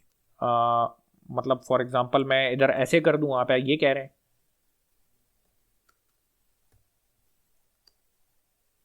बस या इस तरह कर दें सर, या x is equal to %d और x is equal to %f, यानी दोनों हाँ एक साथ हाँ, ये अप्लाई हो जाए, इस तरह ठीक हो है, ठीक है, सकता ठीक है, मैंने इधर y लिखा है ना। ठीक है, वो गलती से अब ठीक हो गया। आप जैसे कह रहे हैं वही बात है ना, अभी दोनों है? कर यस सर, दिए। मैं इसी तरह। ठीक है, तो कर सकते हैं बिल्कुल, यहाँ पे कर रहा है, कोई फर्क नहीं पड़ता इससे। ठीक है, मगर अगेन आपको पता होना चाहिए। दूसरी बात ये कि ये वाला सिंटेक्स वैसे भी यूज नहीं होता अभी, वो इस वजह से क्योंकि जो नया फॉर्मेट है वो इससे काफ़ी सिंपल है। ठीक है, आपको उसमें टाइप नहीं देनी पड़ती, बस सिर्फ जगह घेरनी पड़ती है कि इस जगह पे मेरे पास आउटपुट आएगा। तो उसे ज़रा देखते हैं, ये नया फॉर्मेट है। ठीक है, इसमें सिंपल सी बात है, आप क्या करते हो, आप लिखते हो x इज इक्वल टू ये करली ब्रेसिस, तो ये करली ब्रेसिस जहाँ पे लगी हुई है इसका मतलब ये यहाँ पे पहली वैल्यू आएगी। उसके बाद y is equal to curly braces, इसका मतलब ये जो दूसरी वैल्यू आनी है तो वो यहाँ पे आएगी। उसके बाद आप ऐसे करते हो कि ये स्ट्रिंग है पूरी की पूरी आपके पास। ठीक है, इसको आप इसको फॉर्मेट करना चाहते हो। ठीक है, और जो पहला प्लेस होल्डर आपने लगाया, मतलब पहली जगह जो आपने पकड़ी है, ठीक है, वहाँ पे आप x डालना चाहते हो और दूसरी में आप y डालना चाहते हो। ये फॉर्मेट का फंक्शन है बेसिकली। तो ये करता ये है कि इस स्ट्रिंग को उठाता है और इसमें जो आपने ये जगह रखी है, ये सॉरी ये वाली जगह रखी हुई है, तो उसके अंदर पहला पैरामीटर रख देता है, और ये वाली जो जगह रखी हुई है उसके अंदर दूसरा पैरामीटर रख देता है। तो अगर इससे ज़्यादा भी कोई वैल्यूज़ हैं, ठीक है, तो वो भी आप इसमें डाल सकते हो। तो अब इसमें देखें %d %f लिखने की ज़रूरत नहीं है, ये अब इसकी टाइप पे डिपेंड करता है कि टाइप इसकी क्या है। ठीक है, तो ऐसे चलाते हैं, देख लें इस तरह से। आज क्लियर हो गया? तो ये थोड़ा सा सिंपल है, उससे इसमें आपको जो है तो और एक्स्ट्रा एफर्ट करने की ज़रूरत नहीं पड़ती। मतलब ये याद रखने की ज़रूरत नहीं है कि एक्स की टाइप क्या होनी चाहिए, वाई की टाइप क्या होनी चाहिए। ठीक है, जो कुछ भी होगा ये ऑटोमेटिकली उसको अकोमोडेट करेगा। जी अब सर ये जो अभी जो आपने अल्टरनेटिव मेथड बताया है, जी, तो इसमें जरा आप एक ऐसी वैल्यू अप्लाई करें कि जिससे एक से इंटीजर है, एक से फ्लोट है, अच्छा तो फिर मैं, क्या शो करेगा? ठीक है, इधर देखें, मैं कहता हूँ let say x is equal to 9.5 for example. ठीक है, तो x अब आपके पास फ्लोट हो जाएगा ना, तो वो देख लें दे रहा है, कोई फ़र्क इसको नहीं पड़ता अब तो, चूंकि टाइप की बात ही नहीं है ना दरमियान में। ठीक है सर, वो पिछले वाले में मैं इसी तरह चाह रहा था ना कि इसी तरह आ जाए। हाँ हाँ, अब इसमें ये मसला नहीं है। ये तो उस टाइम जब C++ में मैंने आपको कराया था ना, तो मैंने उस टाइम भी आपको बताया था कि इसमें इशू ये है कि आपको याद रखना पड़ता है। Yes sir. ठीक है, अब याद रखने वाला किस्सा नहीं है, तो हम खैर है दोनों चीज़ों को देख रहे हैं, दोनों के मैं वो आपको बताता हूँ। ठीक है, अच्छा अब एक और चीज़ है, लेट से मेरे पास ये x फ्लोट वैल्यू है, ये वाली कोई बड़ी वैल्यू है, और y में 97। ठीक है, तो इसे चलाया, आगे गए, ठीक है। अब देख लें यहाँ पे x परसेंट एफ लगेगा और y के लिए परसेंट डी लगेगा, ठीक है, वो तो अंडरस्टूड सी बात है, ठीक है। तो इधर देखें, आप नोट कर रहे होंगे, एक मिनट मैं यहाँ पे ही आपको x की वैल्यू दिखा दूं। आप नोट कर रहे होंगे कि ये कुछ चीज़ों को दरमियान में छोड़ रहा है, ठीक है। ये 588767 है ना, तो ये 588768 दे रहा है आपको, ठीक है। मतलब ये है कि ये 6 के बाद ये वाला जो फिगर है इसको राउंड करके 8 बना रहा है, ठीक है, तो वो आपको दे रहा है। तो बाय डिफॉल्ट इसके बाद जो है तो आपके पास 7 प्लेसेस जो है तो आपको मिलते हैं पॉइंट के बाद, ठीक है। इसको आप कम ज़्यादा कर सकते हैं, मतलब फॉर एग्जाम्पल अगर मैं फ़र्ज़ करें कहता हूँ कि पॉइंट के बाद मुझे 2 दे दो, ठीक है, C++ में इस तरह से था, इसमें भी होता है, ठीक है। तो ये अब क्या कर रहा है, पॉइंट के बाद मुझे दो डिजिट्स दे रहा है, ठीक है। तो अब आप इसको देखें, फॉर्मेट कर रहे हैं, देख लें इसको एक्चुअली जो है तो वो करके दे रहा है। तो ये चीज़ें आप इस तरह से इसमें कर सकते हैं, ठीक है, अगर आप करना चाहते हैं तो। क्लियर हो गया ये, ठीक है। फ्लोट के लिए परसेंट एफ लिखते हैं और एग्जैक्टली उसी तरह से जिस तरह C++ में आप करते थे, ठीक है, कि लेट्स से अगर इसे मैं कहता हूँ कि 3 मुझे दो, तो 3 भी मुझे करके दे देता है, मगर राउंड करके देता है। ये देख लें 588 है, तो ये इसको राउंड करके आपको 9 बना के दे रहा है इससे, ठीक है। तो वो 9 कैसे बनता है वो आप मैथमेटिक्स में पढ़ चुके हैं, ठीक है। अच्छा, अब आगे जाते हैं, ये चीज़ ऑलरेडी कर ली हमने, ठीक है, कि अगर आप इस तरह से लगाएं तो वो चेंज कर देता है। एक मिनट इधर से मैं हटा देता हूँ इसको, और ये भी हो गया। अच्छा, अब पैडिंग, लेट्स से एक एग्जांपल देखते हैं। मैं फॉर एग्जांपल इस लिस्ट को प्रिंट करना चाहता हूँ, ठीक है। तो अगर इस लिस्ट को मैं प्रिंट करूँगा तो ये ऐसे आपको नज़र आएगा, ठीक है। ये देख लें एक सीढ़ी की फॉर्म में आपको नज़र आ रहा है। बाज़ औक़ात इस तरह से होता है कि आपको आपने देखा होगा जो नंबर्स होते हैं तो वो राइट पे अलाइन हुए नज़र आते हैं, ठीक है। मतलब ये देख लें सारे के सारे लेफ्ट पे अलाइन हुए हैं ना। मतलब फॉर एग्जांपल इधर अगर मैं कोई बहुत बड़ा नंबर लगा देता हूँ, ठीक है, और इसे चलाता हूँ तो ये देखें ये इस साइड पे बढ़ रहा है आपके पास, ठीक है। तो अगर मैं चाहता हूँ कि ये सारे के सारे नंबर राइट पे अलाइन हो, तो इसका मतलब क्या होगा कि इसके साथ मैंने जो सबसे बड़ा नंबर है, ठीक है, जो सबसे बड़ा नंबर है तो उतनी स्पेस इसे देनी होगी। तो बेसिकली आप पैडिंग कर सकते हैं इसके साथ शुरू में, ठीक है। मतलब अगर मैं कहूँ कि ये जो डी है मेरे पास, ठीक है, ये जो यहाँ पे %d लिखा हुआ है, मैं इसे कहता हूँ कि हर एक नंबर को 3-3 की स्पेस में दें। मैक्सिमम नंबर मेरे पास क्या है, 4 डिजिट्स की जगह पकड़ रहा है ना, तो मैं ऐसे कहता हूँ कि हर एक नंबर को तुम 3 डिजिट्स की जगह दो। तो ये क्या करेगा, इसको इस तरह से प्रिंट करेगा। ये किस वजह से, यहाँ पे देखें ये टोटल एक नंबर के लिए 3 स्पेसेस ले रहा है, तो एक जो स्पेस है उसमें तो ये 1 प्रिंट हो रहा है, एक ये हो गया और एक ये हो गया। इसी तरह से 98 2 में आ रहा है और एक खाली इसके साथ ये यहाँ पे आपको नजर आ रहा है। 23 2 में आ रहा है और एक खाली यहाँ पे ये नजर आ रहा है। ये 198 तीनों को ले रहा है, तो इस वजह से ये वो है। अगर आप फर्ज करें इनकी ये जो खाली स्पेसेस हैं इनकी जगह जीरो चाहते हैं तो यहाँ पे 0 लगा दें, ठीक है। तो ये अब आपको इस तरह नजर आना स्टार्ट हो जाएंगे, ठीक है। तो ये भी फॉर्मेटिंग का एक तरीका है, आप इस तरह से इसको कर सकते हैं, ठीक है, अगर चाहते हैं, ठीक है। इसी तरह से अगर इसको मैं फर्ज करें 4 कर देता हूँ तो ये 4 स्पेसेस हो जाएंगे हर एक नंबर के लिए। तो ये बेसिकली पैडिंग है, हम कर ये रहे हैं कि इसके साथ एम्प्टी स्पेसेस लगा रहे हैं, पैड कर रहे हैं, ठीक है। तो इस तरह से एम्प्टी स्पेसेस लगते हैं। अगर आप यहाँ पे 0 लगाते हो तो फिर ये 0 लगाता है साथ। क्लियर हो गया ये, ठीक है। इसको वो जो नया तरीका अभी वो किया है, नई जो फॉर्मेटिंग का तरीका है, तो उससे भी करते हैं, मगर ये पहले बताएं कि ये क्लियर हुआ है आपको कि नहीं। यस सर, क्लियर, ठीक है। तो ये बात आप अगर फर्ज करें एक ही लाइन में सारा कुछ जो है तो एक ही साथ प्रिंट करना चाहते हैं, ठीक है, और मैक्सिमम नंबर का आपको पता है, तो उतनी जब आप पैडिंग करेंगे तो वो बिल्कुल एक ही साथ आपको नजर आएगा, कुछ नंबर आगे और कुछ पीछे आपको नजर नहीं आएंगे, ठीक है। तो इसका ये फायदा है। अच्छा, अब देखें अगर नए फॉर्मेट में आप करना चाहते हैं तो उसका तरीका ये है कि जो जगह आप इसके लिए रिजर्व करते हैं वो हम कैसे करते हैं, इस तरह से करते हैं ना नॉर्मली, ठीक है। इस तरह से जगह रिजर्व करते हैं, ठीक है। मतलब ये होता है खाली, ठीक है। तो हमने लगा दिए ये करली ब्रेसेस लगा दी, इसे चलाया तो ये देख लें वही मसला है कि आपके पास इस तरह से लेफ्ट अलाइन हुए हैं, तो वो जो नंबर बढ़ रहा है तो वो आपको इस तरह से नजर आएंगे, ठीक है। इसमें अगर फ़र्ज़ करें दरमियान में कोई बड़ा नंबर होता है, ठीक है, अगर मैं फ़र्ज़ करें इसे 298 कर देता हूँ, ठीक है, दरमियान में कोई बड़ा नंबर होता है तो फिर बड़ा अजीब लगता है। आप जैसे ये देखें ये बाहर जा रहा है, ये वाला नंबर छोटा है, ये वो है, तो अजीब सा लग रहा है, ठीक है। तो इसके लिए हम क्या करते हैं कि इसका तरीका है, यहाँ पे आप कोलन लगाते हैं और जितनी स्पेस आप इसे देना चाहते हैं, जितनी स्पेस पैड करना चाहते हैं उसका नंबर दे देते हैं। ठीक है, तो हम यहाँ पे हम 3 पैड कर रहे हैं तो वो 3 दिखा रहा है। अगर आपको फ़र्क करें साथ में 0 भी चाहिए, ठीक है, तो यहाँ पे नहीं, यहाँ पे आप इसके साथ 0 भी लगा देते हैं। ठीक है, तो ये देख लें अब 0 पैड कर रहा है। क्लियर हो गया। बाय डिफ़ॉल्ट ये स्पेसेस पैड करता है, अगर आप फ़र्ज करें स्पेसेस ना दें तो ये फिर 0 पैड करता है। ठीक है, अगेन जाके ये 98 कर देता हूँ इसको मैं। ठीक है, ये देख लें, तो ये नए तरीके से, और वो जो है तो वो पुराना तरीका है। उसके नुकसानात आपको मैंने बता दिए कि उससे प्रॉब्लम क्या हो सकती है। ठीक है, तो तरीका वही यूज़ कर रहे हैं, सिर्फ जो हम प्लेस होल्डर यूज़ कर रहे थे करली ब्रेसेस का, उसके अंदर हमने लिख दिया है कि पैडिंग कितने की करनी है। क्लियर हो गया मैं कि नहीं? ये क्लियर है? कोई इशू तो नहीं? Yes sir. अच्छा, इसी तरह से स्ट्रिंग्स को भी पैड किया जा सकता है। ठीक है, फॉर एग्जांपल अगर मैं पुराने तरीके से किसी स्ट्रिंग को पैड करूं तो स्ट्रिंग को प्रिंट करूं तो उसके लिए परसेंट एस यूज़ होता है जब आप स्ट्रिंग को प्रिंट करते हो। ठीक है, तो इधर एक स्ट्रिंग है टेस्ट के नाम से, सॉरी एस के नाम से, जिसके अंदर स्ट्रिंग पड़ी हुई है टेस्ट। ठीक है, इस स्ट्रिंग को अगर मैंने प्रिंट करना है, ठीक है, नॉर्मली तो मैं ऐसे प्रिंट करूंगा।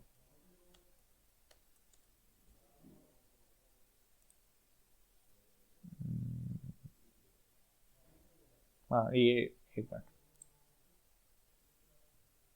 ठीक है, नॉर्मली अगर मैं प्रिंट करूंगा बगैर किसी फॉर्मेटिंग के तो मैं ये नहीं लिखूंगा। ठीक है, मेरे पास इस तरह से प्रिंट होगा। अब फर्ज करें इसके साथ मैंने कुछ मतलब इसको आगे पीछे करना है। ठीक है, तो मैं अगर फॉर एग्जांपल ऐसे करना चाहता हूं कि मैं s इक्वल्स टू ये स्ट्रिंग प्रिंट करना चाहता हूं तो उसको लाजमी फिर मैं इस तरह से करूंगा। ठीक है, तो ये देख लें s is equal to test. ठीक है, वो मैंने परसेंटेज साथ में लिखा है तो इस वजह से बिल्कुल साथ उसके चिपका हुआ है। ठीक है, अब फॉर एग्जांपल ये लेट्स से ये हम नहीं लिखते। ठीक है, और इस स्ट्रिंग के साथ मैं कुछ स्पेसेस पैड करना चाहता हूँ। देखें मैंने ये ब्रैकेट्स जो लगाई हैं तो ये सिर्फ इस वजह से लगा रहा हूँ कि आपको नजर आए कि इसके आगे पीछे कोई स्पेस नहीं है। ये देख लें, ब्रैकेट स्टार्ट हो रही है और ब्रैकेट खत्म हो रही है, तो इसके आगे पीछे कोई स्पेस नहीं है। तो अगर मैंने इसके शुरू में स्पेस देनी है, ठीक है, तो मैं 8 लिख दूंगा। ये देख लें, इसने टोटल 8 जो वो हैं, ठीक है, 4 तो आपके पास ये ऑक्यूपाई हो गए और 4 इसके अलावा हैं, तो ये 1 2 3 और 4 स्पेसेस इसने एक्स्ट्रा इसके साथ लगाई हैं शुरू में। ठीक है, अब अगर आप फर्ज करें आखिर में लगाना चाहते हैं तो इसी 8 को -8 कर दें। ठीक है, इसे चलाएं, अब आखिर में लग गए। तो ये देख लें, गिन लेते हैं, 4 में तो आपके पास ये TEST आ गया। ठीक है, 1 2 3 और 4 ये आपके पास हो गए। तो ये ब्रैकेट इस वजह से लगाए हैं ताकि ये स्पेसेस आपको नजर आए। अगर ब्रैकेट्स में उड़ा दूंगा तो फिर आपको नजर नहीं आएगा कि स्पेसेस मतलब हैं कि नहीं है, वो खाली स्पेस आपको नजर आती रहेगी। ठीक है, तो ये क्लियर हो गया। अगर आप इस तरह से पैडिंग करना चाहते हैं तो इस तरीके से कर सकते हैं इसमें। ठीक है, अगर नए तरीके से पैडिंग करना चाहते हैं तो अगेन वही चीज़ हो गई आपके पास। ये जो प्लेस होल्डर है वो ये वाला लगा है। ठीक है, कि यहाँ पे स्ट्रिंग प्रिंट होनी है, आगे पीछे मैं ब्रैकेट लगा देता हूँ फॉर एग्जांपल। ठीक है, इन ब्रैकेट्स के अंदर क्या होनी है, ये एस की स्ट्रिंग प्रिंट होनी है। तो इसे जब मैं चलाता हूँ तो ये देखना टेस्ट प्रिंट हो रहा है। ठीक है, अब यहाँ पे देखें, मैं अगर लिखता हूँ फॉर एग्जांपल इसे चाहता हूँ लेट्स से वही 8 की स्पेस में। ठीक है, तो 8 लगाया, इसने क्या किया, इसको आखिर में लगा दी। ठीक है, इसी के साथ अगर यहाँ पे मैं ये ग्रेटर देन का साइन लगाऊं, ठीक है, तो इसने अब शुरू में लगा दी। ठीक है, तो यहाँ पे फॉर्मेट थोड़ा सा चेंज है। अगर आप ना लगाएं तो ये आखिर में आता है, अगर लगाना चाहें तो ग्रेटर देन का साइन लगा दें, ये शुरू में लगा देगा। ठीक है, तो अगर स्ट्रिंग के साथ भी आप इस तरह से ये पैडिंग करना चाहें तो कर सकें। अच्छा, एक और बात यहाँ पे मजे की ये है कि यही स्ट्रिंग आप किसी वेरिएबल को भी असाइन कर सकते हैं। मतलब फॉर एग्जांपल एस में टेस्ट पड़ा हुआ है।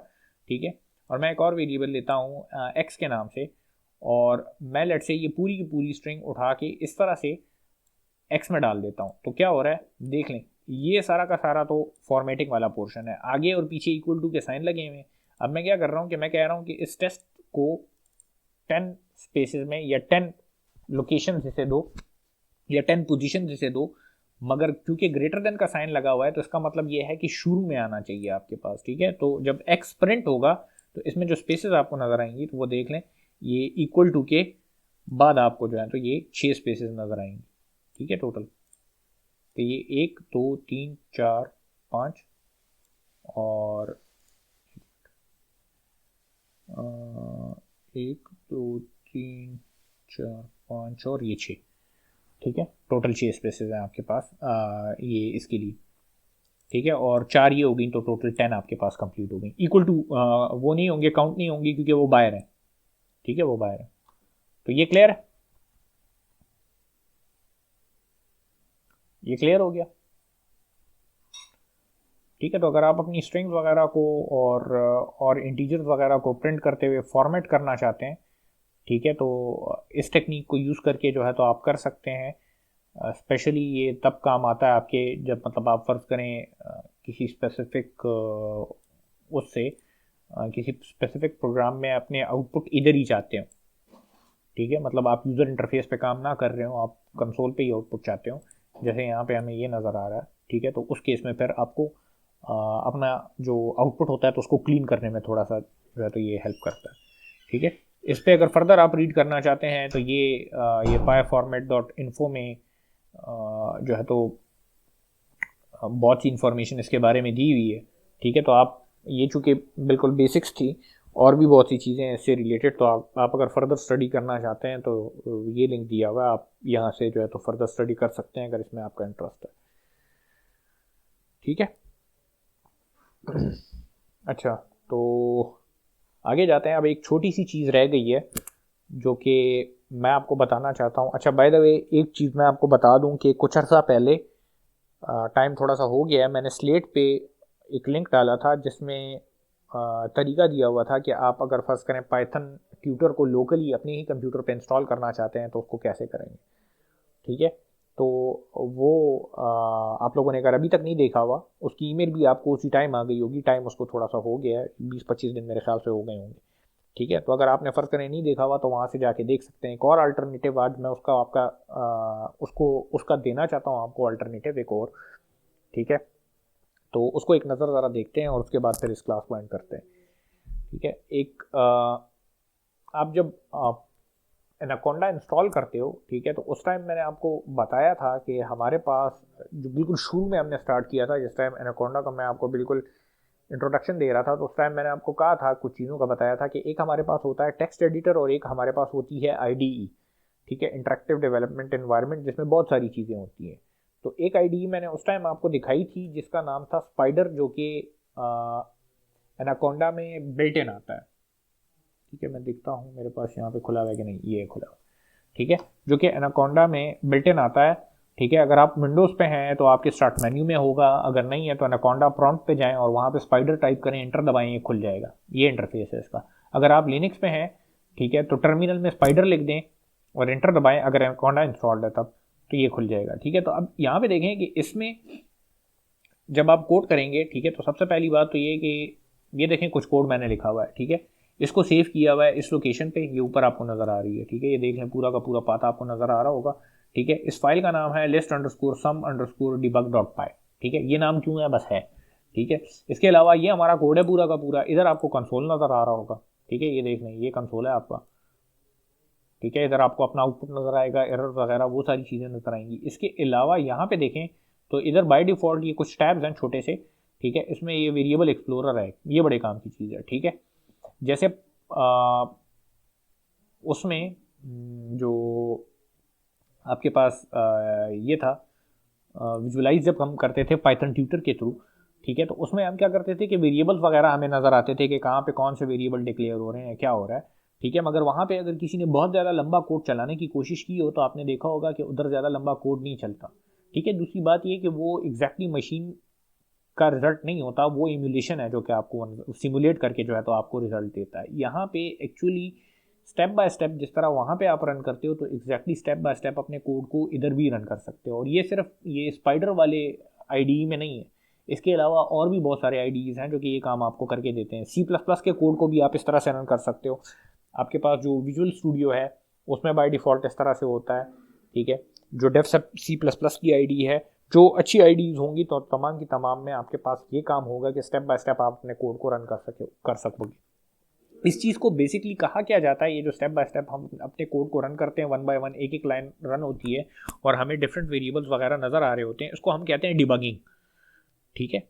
असल में ये करते हैं हम इस वजह से हैं कि हमारे प्रोग्राम में जब कोई मसला आता है तो उस मसले को पकड़ने के लिए, ठीक है, मतलब फॉर एग्जांपल आपका लेट से आपने एक कुछ कोड लिखा है जो कि क्या करता है, एक लिस्ट को सॉर्ट करता है।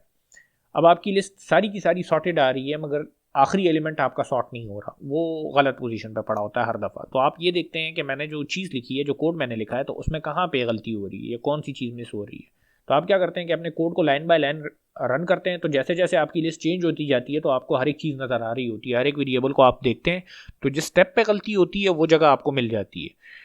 ठीक है, तो अब इस चीज़ को चूँकि आपने देखा है कि पाइथन ट्यूटर की अपनी लिमिट है, वो ज़्यादा लंबा कोड रन नहीं कर सकता, या बहुत सारी चीज़ें ऐसी हैं जो कि वो आपको करके नहीं दे सकता।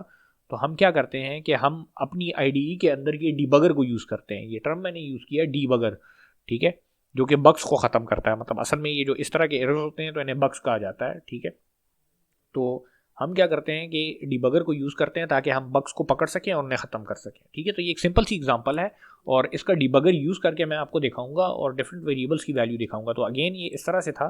ठीक है, यहाँ पे ये चीज़ थी और मैं आपको दिखाता हूँ सबसे पहले तो डिबग करते कैसे। ठीक है, अब देखिए ये कुछ कोड है, मैं आपको समझाता हूँ कि इसके अंदर किया क्या हुआ है। ठीक है, मेरे पास ये लिस्ट है, ठीक है, और एक फंक्शन है फन के नाम से। ठीक है, इस फंक्शन को ये लिस्ट में पास करता हूँ, यहाँ पे देख लें पास कर रहा हूँ। ठीक है, और मैं क्या कर रहा हूँ, ये लिस्ट जैसे पास होती है, ठीक है, तो इस पूरी की पूरी लिस्ट का मैं इसके अंदर जो ये इंटीजर्स हैं इनका सम कैलकुलेट करता हूँ। ठीक है, और इस सम को आखिर में जब ये पूरा सम कैलकुलेट हो जाता है तो इस लिस्ट के साथ अपेंड कर देता हूँ। ठीक है, इसके साथ एंड पे लगा देता हूँ। ठीक है, तो यहाँ पे देखें सम का वेरिएबल लिया, 0 से स्टार्ट किया, लिस्ट पे लूप लगा लिया, हर दफ़ा लिस्ट से एक एक आइटम उठाया और उसको सम में ऐड कर रहा हूँ मैं। ठीक है, तो सबसे पहले ये 1 आएगा ऐड होगा, फिर 2 आएगा सम में ऐड होगा, फिर 5 आएगा सम में ऐड होगा, फिर 11 ऐड होगा, तो आखिर में सम के वेरिएबल में आपके पास तमाम के तमाम का रिजल्ट आ जाएगा। उसके बाद मैं क्या कर रहा हूँ कि ये जो लिस्ट इस फंक्शन को मैंने पास की थी उसके अंदर ये सम अपेंड कर रहा हूँ, तो उसका मतलब ये 11 वाली वैल्यू के बाद इसका सम आ जाएगा। ठीक है, जो कि बनता है 8 और ये 19 बनता है कि कुछ बनता है इस तरह का। ठीक है, तो वो इसके साथ क्या होगा, अपेंड हो जाएगा आखिर में। ठीक है, तो इसको अब हम करते हैं। अब लेट से फॉर एग्जांपल मुझसे कोई गलती हुई है और मैं फाइंड आउट करना चाहता हूँ, ये कोड तो सारा का सारा ठीक है मगर लेट से मैं फाइंड आउट करना चाहता हूँ कि वो गलती कहाँ पे है। ठीक है, तो मैं क्या करूँगा कि इस कोड को अब मैं डिबग करूँगा। तो सबसे पहले तो जहाँ पे मुझे शक है, ठीक है, उधर मैं अपना ब्रेक पॉइंट जो है तो लगा दूंगा। ठीक है, ब्रेक पॉइंट क्या होता है, बेसिकली ये ऐसी चीज़ होती है कि आपका कोड वहाँ तक तो सारा का सारा रन हो जाता है मगर उधर आके रुक जाता है, उसके बाद आप फिर लाइन बाय लाइन उसको रन कर सकते हैं। तो वो पॉइंट आप बिल्कुल अपनी पहली स्टेटमेंट पे भी लगा सकते हैं और बिल्कुल आखिरी स्टेटमेंट पे भी लगा सकते हैं और कहीं दरमियान पे भी लगा सकते हैं। ठीक है, तो अच्छा डिबग क्या होता है सुलेमान, एक दफ़ा मैंने बताया ना कि बग्स असल में कहते हैं एरर्स को, जो गलतियाँ होती हैं आपके कोड के अंदर। ठीक है, लॉजिकल एरर्स जो होते हैं तो उसको बग्स कहा जाता है। ठीक है, डीबग करने का मतलब ये होता है कि आप उन बग्स को ख़त्म करने की कोशिश करते हैं। तो इस कोड को जब हम इस फॉर्म में रन करते हैं तो ये हमें हेल्प करता है कोड को डीबग करने में। ठीक है, कोड से एरर्स हटाने में। अच्छा, अब देखें लेट्स से इस कोड में जो मेजर पोर्शन है वो सारा का सारा इस फंक्शन के अंदर है, तो मैं चाहता हूँ कि फंक्शन के अंदर का कोड जब रन हो तो मैं स्टेप बाय स्टेप उसको देख सकूँ। तो मैं क्या करता हूँ, मैं इस फंक्शन पे आता हूँ, इस लाइन पे। ठीक है, और जितनी भी आईडीज हैं तो उसमें ऑलमोस्ट ये फीचर होगा कि जब आप आएंगे ये जो लाइन नंबर है तो इसके साथ देखें जब मैं माउस खड़ा करता हूँ तो एक रेड सा डॉट आपको नजर आता है। इसका मतलब होता है कि यहाँ पे आप अपना ब्रेक पॉइंट सेट करना चाहते हैं। ठीक है, जब मैं इधर लेफ्ट क्लिक करता हूँ तो इधर देखें एक रेड सा डॉट आ गया। इसका मतलब ये है कि ये सारा का सारा कोड ऊपर से नीचे तक एक साथ रन हो जाएगा। आप जब इधर तक पहुंचेंगे तो ये यहाँ पे रुक जाएगा। ठीक है, अब इसको हम नॉर्मली रन नहीं करेंगे। देखें यहाँ पे मैं आपको दिखाता हूँ, मैं ये डिबग के मेन्यू में जाऊँगा और यहाँ पे देखूंगा ये जो डिबग है इस पर क्लिक करूँगा। ये देखें रन पे क्लिक नहीं कर रहा। ठीक है, मैं गया डिबग के मेन्यू में और डिबग पे क्लिक किया। ठीक है, इस पर क्लिक किया तो देखें आपका कोड सारा रन हो गया। यहाँ पे आपको नज़र आ रहा होगा ये अभी करंटली जो लाइन हाईलाइटेड है, ठीक है, तो वो ये आपको दिखा रहा है। इवन नीचे ये जो कंसोल का पोर्शन है तो इसमें देख लें कह रहा है कि यहाँ पे रुका हुआ है। ठीक है, तो ये अब यहाँ पे आपका कोड रुका हुआ है, इससे आगे जो है तो ये नहीं गया। अब इसको स्टेप बाय स्टेप लेके जाने के लिए यहाँ पे आपको दो चीज़ें दिखाई देती हैं। ठीक है, एक ये रन द करंट लाइन, तो अगर आप करंट लाइन को रन करते हैं और इसमें फंक्शन की कॉल है तो ये पूरा का पूरा फंक्शन रिटर्न जब होगा तो उसका रिजल्ट ये आपको दे देगा। इसका मतलब ये फंक्शन के अंदर नहीं जाएगा। ठीक है, मतलब ये इस लाइन का रिजल्ट आपको देगा। तो अगर आप फंक्शन के अंदर जाना चाहते हो, ठीक है, तो ये स्टेप इनटू अ फंक्शन और मेथड लिखा हुआ है। ठीक है, जब आप इस पर क्लिक करते हैं तो ये फंक्शन के अंदर जाएगा। तो देखें ये जो एरो यहाँ पे अभी ये रेड लाइन के रेड डॉट के नीचे आपको नजर आ रहा है, जो कि पूरा नजर आ भी नहीं रहा। ठीक है, ये आपके पास अब फंक्शन के अंदर चला जाएगा जब मैं इस पर क्लिक करूँगा। ठीक है, इस पर मैंने क्लिक किया, ये देख लें ऊपर फंक्शन पे चला गया। अब आपका फंक्शन कॉल हो गया। ठीक है, अब यहाँ पे देखें, ये वेरिएबल एक्सप्लोरर में आता हूँ, ठीक है। यहाँ पे देखें, एक मिनट में अच्छा, अब एक बात आपने याद रखनी है कि पाइथन ट्यूटर में आप पीछे जा सकते थे, मगर ये चूंकि अभी मशीन पे एक एक लाइन रन हो रही है तो इसमें बैक आप नहीं जा सकते। मतलब आपने अगर फ़र्ज़ करें कोई गलती आपसे हुई है या एक स्टेप आपसे मिस हो गया और आप दोबारा देखना चाहते हैं, तो आप इसको स्टॉप करके दोबारा सिरे से स्टार्ट करेंगे, ठीक है। तो अगेन देखें, मैं स्टॉप करता हूँ क्योंकि एक चीज़ मैं दिखाना भूल गया था आपको, स्टॉप डिबगिंग, ठीक है। इधर मेन्यू में भी है स्टॉप डिबगिंग, ये ठीक है। और इसी तरह से ये डिबग का ऑप्शन यहाँ पे भी दिया हुआ है, ठीक है। तो इसे चलाया मैंने, ठीक है। ये इस लाइन पे आया तो इस लाइन से पहले इसने ये लाइन एग्जीक्यूट कर दी है। तो ये देखें, मैं जब वेरिएबल एक्सप्लोरर पे क्लिक किया तो यहाँ पे कह रहा है कि नम्स के नाम से एक वेरिएबल है जिसके अंदर करंटली ये वैल्यूज़ पड़ी हुई है, ठीक है। तो यहाँ पे जैसा आप पाइथन ट्यूटर में आपको वो वेरिएबल दिखाता है, इस तरह से यहाँ पे भी दिखाता है। अब जब मैं फंक्शन को कॉल करूँगा, ठीक है, तो देखें फंक्शन को, अब मैंने ये लिस्ट पास की है तो वो कहता है कि वहाँ पे एक लिस्ट है और वो ये वाली है, ठीक है, जो कि हमने यहाँ से पास की थी। मगर हमें पता है कि ये वाली लिस्ट और ये वाली लिस्ट दोनों एक ही हैं, ये पीछे हम देख चुके हैं लिस्ट म्यूटेबिलिटी, ठीक है। इसे जब हम फिर स्टेप इनटू करेंगे तो देखें सम का वेरिएबल आ गया, उसने कहा सम का वेरिएबल है, उसमें 0 पड़ा हुआ है, ठीक है। टाइप बता रहा है इंट है और साइज़ क्या है, 1 है, ठीक है। मतलब एक इसके अंदर जो है तो वैल्यू पड़ी हुई है, ठीक है। अब जैसे जैसे देखें इन लिस्ट का साइज भी बता रहा है कि 4 और 4 है, तो ये असल में बाइट में साइज नहीं है, मेंबर का बता रहा है कि कितने मेंबर्स हैं इसके अंदर, ठीक है। अच्छा, मैं अब लिस्ट पे लूप कर रहा हूँ तो अब ये आई का वेरिएबल भी इसके अंदर आ जाएगा, ये देख लें आई का वेरिएबल भी आ गया। करंटली आई में क्या है, 1 है, ठीक है। जब मैं ये चलाता हूँ तो ये 1 सम के अंदर ऐड हो जाएगा। तो अब देखें, चलाया तो ये देखें सम में 1 हो गया। अब आई की वैल्यू आपके पास 2 हो जाएगी, सम में 3 हो जाएगा, आई की वैल्यू 5 हो जाएगी, आई की वैल्यू 5 कैसे हुई, अच्छा सही है, आई की वैल्यू आपके पास 5 हो गई क्योंकि लिस्ट से उठा रहा है। और उसके बाद सम आपके पास 8 हो जाएगा, उसके बाद आई की वैल्यू 11 हो जाएगी और सम आपके पास जो है तो 19 हो जाएगा, ठीक है। तो 19 में आपके पास क्या हुआ, ये पूरा का पूरा ये सम के अंदर 19 आपके पास आ गया है, ठीक है। अब इसके बाद क्या होना है, लूप चूंकि आपके पास एंड हो जाएगा क्योंकि लिस्ट एंड हो गई है, ठीक है। तो ये देख लें लिस्ट डॉट अपेंड सम, अब लिस्ट के अंदर जो है तो सम अपेंड होने जा रहा है। तो देखें दोनों लिस्ट में आपको अपेंड होते हुए नजर आएगा क्योंकि ये एक ही लिस्ट है, ठीक है। और उसके बाद फंक्शन आपका रिटर्न हो जाएगा, ठीक है। और उसके बाद लिस्ट प्रिंट हो जाएगी, तो लिस्ट प्रिंट होके अच्छा ये अब मुझे नहीं चाहिए, ठीक है। मैंने चूंकि ये स्टेप इनटू कर दिया है तो वो प्रिंट का फंक्शन मुझे अंदर से दिखा रहा है, तो वो मैंने नहीं देखना, ठीक है। मैं डायरेक्टली जो है तो इसको कंप्लीट कर लेता हूँ। कंप्लीट करने के लिए जो है तो continue execution until the next break point, तो अगला ब्रेक पॉइंट तो कोई लगा नहीं है, तो इस वजह से ये वो पूरी की पूरी रन करके मुझे दिखा देता। तो ये देख लें लिस्ट प्रिंट की हुई है इसने और वेरिएबल्स भी सारे के सारे जो है तो मुझे दिखा रहा है कि यहाँ तक ये वेरिएबल्स थे, ठीक है। तो जिस तरह से पाइथन ट्यूटर में आप रन करते थे उस तरह से इसमें भी आप देख सकते हैं, मगर यहाँ पे अब आप अपना लंबा चौड़ा कोड भी जो है तो चेक कर सकते हैं और उधर जो डिपेंडेंसीज थी वो यहाँ पे नहीं है। तो कोई भी आईडी यूज़ करके आप कर सकते हैं, ज़रूरी नहीं है कि स्पाइडर हो, मगर ये मैंने इस वजह से दिखाई है क्योंकि ये आपके जो क्या नाम है एनाकोंडा आप इंस्टॉल करते हो तो उसके साथ आता है, चाहे लिनक्स में हो चाहे आप विंडोज़ में हो। इसके अलावा एक और यूज़ होता है पाइचार्म के नाम से है, वो बी पाइथन के लिए आप यूज़ कर सकते हैं, मगर ये चूँकि ऑलरेडी है अवेलेबल है, ठीक है, तो इसको भी आप यूज़ कर सकते हैं, ठीक है। तो देख लें अगर कोई सवाल है तो आप पूछें, नहीं है तो इसको इधर एंड करते हैं। आज का टॉपिक से यहाँ पे ख़त्म हो जाते हैं। कोई क्वेश्चन है किसी का?